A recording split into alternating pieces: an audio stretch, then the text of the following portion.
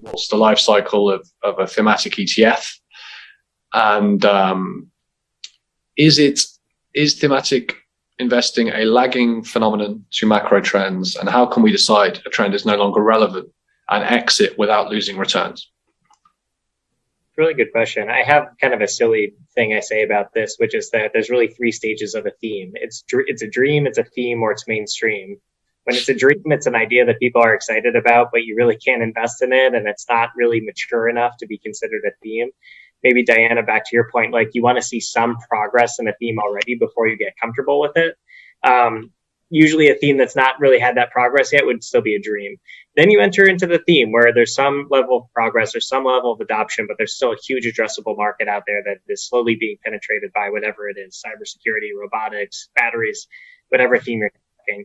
At some point, that theme will fully mature, that anyone who adopted that technology or product or whatever it is has fully played out, and it's going to start to converge with kind of general trends, whether it's GDP growth or general kind of broad market earnings growth. That's when that theme has become mainstream, and it starts to look, frankly, like just kind of an industry or sector.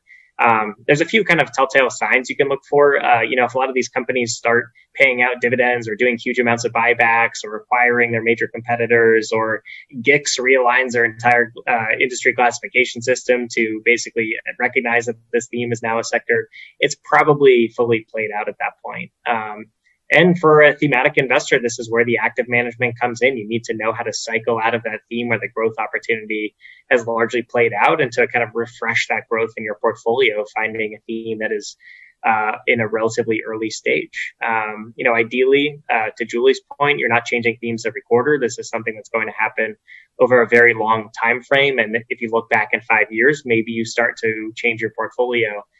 But that we fully expect a lot of these themes will fully play out in our lifetime, and we'll be looking for the next themes when that happens.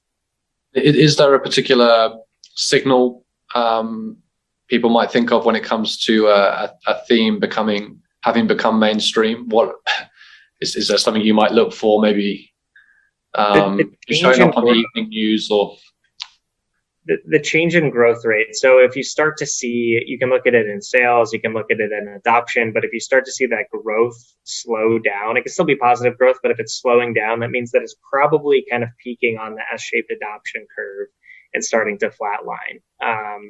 It's amazing how resilient some themes are. You look at social media. Social media has been around for a very long time now, and it's still growing at 22% a year in revenue.